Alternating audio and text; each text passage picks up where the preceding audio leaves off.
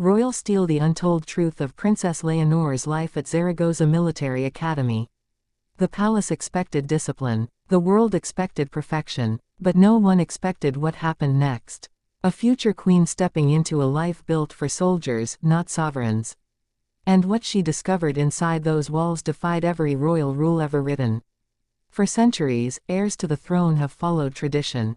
Ceremonies, diplomacy, polished routines. But Leonor walked into Zaragoza with a secret fire. Not inherited, not taught, chosen. Because what she found there wasn't obedience. It was transformation. And it would change everything people thought they knew about her. When she first arrived at the academy, cameras caught a smiling princess. But behind that smile was the quiet tremor of someone stepping into a world where her title meant nothing.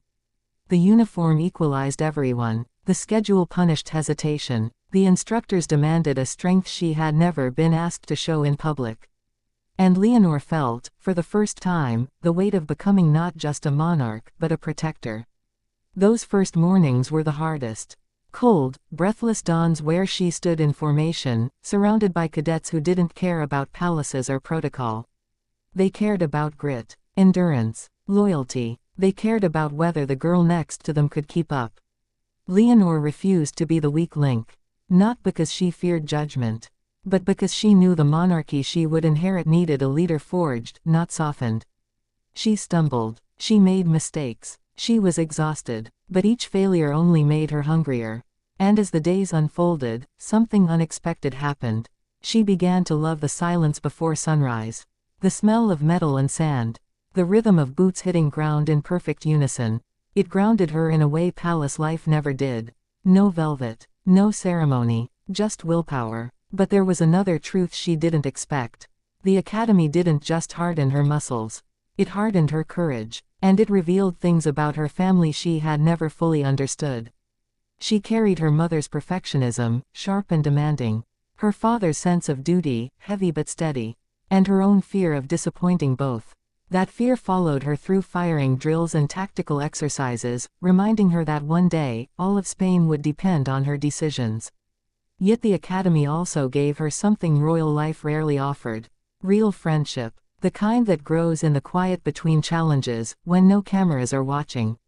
Cadets who spoke to her like an equal, who teased her, pushed her, supported her, and sometimes argued with her. They didn't bow. They didn't flatter. They simply existed beside her. And she cherished that more than she admitted. One night, long after lights out, she sat on the narrow edge of her bunk, listening to the soft breaths of her roommates. The room smelled of uniforms drying, boots still carrying dust from the day's marches. She realized then that she had never felt so far from the palace, yet never more herself. Zaragoza was stripping her down, removing everything fragile, leaving behind something sharper, stronger, truer. But the academy held deeper tests. The kind that didn't involve weapons or commands. The kind that pierced inward. There were moments when she questioned her path. When she wondered whether she wanted the crown, or whether she had simply accepted it because everyone told her she must. The crown had always been a symbol. Beautiful, distant, unspoken. But Zaragoza forced her to confront whether she wanted to rule because she should, or because she believed in it. And slowly, as weeks turned to months, she found her answer in the faces of the cadets beside her. In the discipline that reshaped her character. In the pride she felt when she pushed past her own limits. She learned to lead not from instinct, but from humility. She learned that power wasn't inherited. It was earned, moment by moment, through sacrifice. There were days of triumph. Days she hit the target dead center, earning nods from instructors who rarely praised anyone. Days she ran faster than she thought she could. Days she stood at attention with her heart beating like a drum, knowing she had not only survived but grown. But there were days of pain too. Days when mistakes felt unbearable. Days when the pressure of expectation pressed hard against her ribs. Days when she longed for her family's embrace, for her sister's laughter, for the quiet of her childhood, already slipping from reach.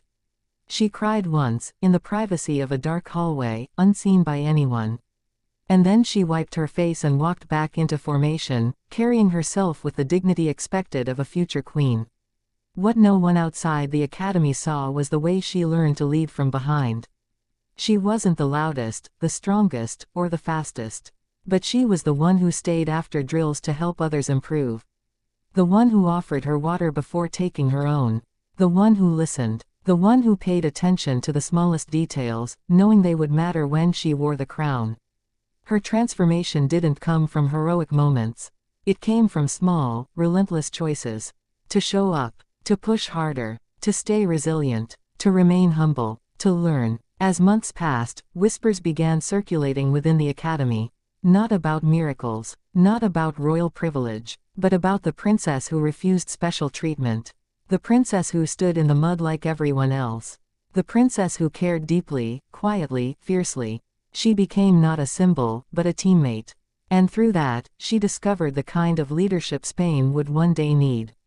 The real untold truth wasn't that Zaragoza changed her. It was that she let it. She embraced the discomfort, the discipline, the raw honesty of it all. She walked into an institution built to break the unprepared, and instead allowed it to rebuild her from the inside out. By the time her training neared its end, she had evolved into something extraordinary. Not polished like the palace. Not fragile like the image the world once projected onto her. But resolute, clear-eyed, steel-hearted, royal not because of birthright, but because of character. When she finally stood before the academy's courtyard for the last time, she looked at the walls that had held her secrets, her fears, her growth. And she understood the truth she had been chasing all along. Leadership wasn't about the throne. It was about the people. It was about serving with strength, compassion, and conviction. It was about carrying both duty and humanity without letting either be swallowed by expectation. She left Zaragoza with her chin higher, her gaze sharper, her spirit steadier. She carried the academy with her like armor. Quiet, invisible, unshakable. And she knew that when the crown finally rested on her head, it wouldn't be the symbol that defined her. She would define it. Because inside those walls, she learned what royalty really meant. Not privilege, not perfection, but purpose. And she was ready for it.